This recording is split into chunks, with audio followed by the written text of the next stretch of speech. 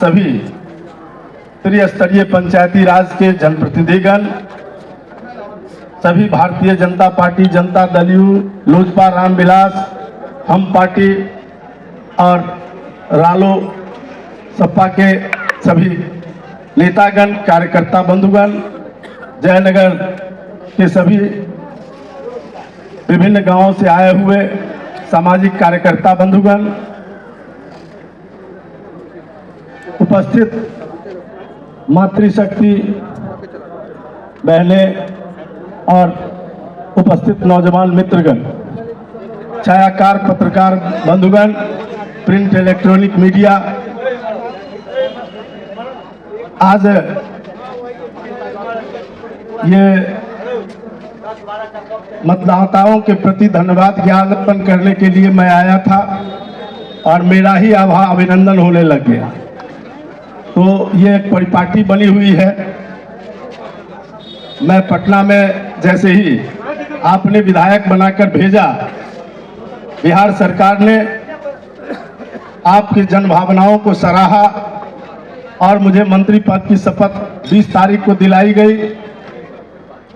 22 को विभाग आवंटित हुआ। 23 तारीख को मैं सबसे पहले माता जानकी का दर्शन करने पुनौरा धाम पहुंचा, जहां मेरे विभाग का, पर्यटन विभाग का सबसे बड़ा प्रोजेक्ट था। भगवान राम मंदिर अयोध्या के तर्ज पर माता जानकी के मंदिर बनाने का जो संकल्प आदरणीय भारत के यशस्वी प्रधानमंत्री और दुनिया के सबसे लोकप्रिय नेता आदरणीय नरेंद्र मोदी जी का है, आदरणीय हमारे गृह मंत्री जी का है, उन सपनों को लेकर मैं सीतामढ़ी पहुंचा। समीक्षा की। भूमि अधिग्रहण का काम संपन्न हो चुका था। मैंने तुरंत निर्देश दिया कि सीमांकन का काम, जब उसका टेंडर अलग है और हो गया है, तो कल से आरंभ कर दिया जाए। और जैसे ही मैंने कह कर आया था, मंगलवार से सीमांकन का काम अब प्रारंभ हो गया। ये सौभाग्य जयनगर और खजौली विधानसभा क्षेत्र को प्राप्त हुआ। जब मैं शपथ लिया,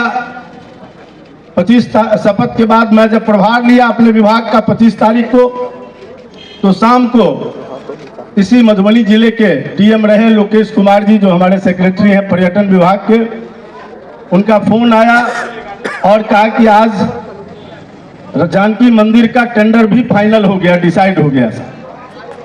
तो मुझे प्रसन्नता हुई कि जैसे ही मैं शपथ लिया, एक काम शुरू हो गया, जैसे ही प्रभार लिया, दूसरा काम के लिए गति मिल गई और अब 1 आध महीने में डिजाइन का काम पूरा हो जाएगा और माता सीता का मंदिर पुनौरा धाम में बनकर तैयार हो जाएगा, जो न केवल मिथिला का गौरव होगा बल्कि देश का गौरव होगा। दुनिया में सीतामढ़ी और मिथिला की पहचान बढ़ेगी। रामायण सर्किट से उसको जोड़ रहे हैं हम लोग, अयोध्या से सीतामढ़ी को। और जब मैं पर्यटन विभाग में समिति के अंदर था, तो उसी समय मैंने गिरजा स्थान के लिए प्रस्ताव दिया था। उस पर जांच हुई। पहली जांच में पाया गया कि वो किसी गिरी के नाम से मंदिर है, पुजारी के नाम से है, वहां नहीं हो सकता है। मैंने विभाग को फिर से कहा कि नहीं, आप पुनः जांच कराइए, वहां बाग तराग की जमीन सरकारी है, मैं उसका अतिक्रमण खाली करवाया हूं क्वेश्चन करके।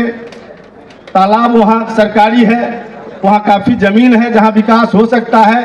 और जब दोबारा जांच हुई, तब तक आदरणीय नीतीश मिश्रा जी पर्यटन मंत्री थे, उनसे मैंने अनुरोध किया और उन्होंने 32 करोड़ रुपया वहां के लिए भी माननीय मुख्यमंत्री जी से आवंटित करवाया।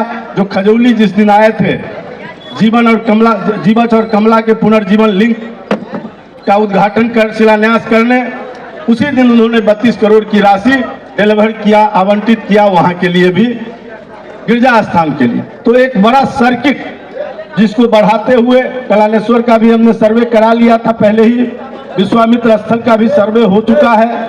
अब उसको बढ़ाकर मैंने जैसे ही प्रभार लिया, प्रभार लेने के पहले ही जैसे ही मुझे विभाग आवंटित हुआ, मैंने मधुबनी के जिलाधिकारी से बात किया, अपने एसडीएम साहब को फोन किया कि आप तुरंत एक प्रतिवेदन तैयार करिए शिलान्यास स्थान का और उसको पर्यटक स्थल में हम लोग शामिल करने की प्रक्रिया प्रारंभ कर रहे हैं और उसको जोड़ते हुए हम लोग शिलान्यास तक लाएंगे।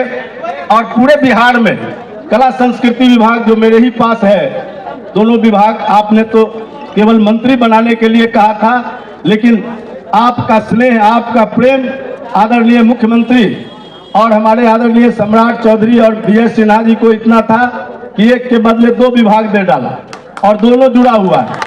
तो कला संस्कृति विभाग हर जगह महोत्सव मनाती है, जिसका पैसा आप ही के मंत्री के कलम से जाएगा, लेकिन मेरे यहाँ कोई महोत्सव नहीं हो रहा है।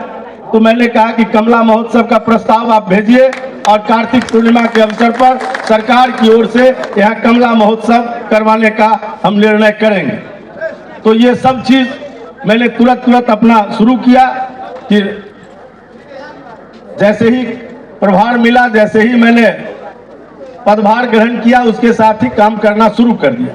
लेकिन मेरे मन में एक और संकल्प था कि जैसे ही पदभार लूंगा तो सबसे पहले अपने विधानसभा क्षेत्र में जिन जनता मालिकों ने मुझे वोट देकर जिताया है, न केवल वोट दिया है, हर बार पिछले बार से अधिक वोट अगली बार दे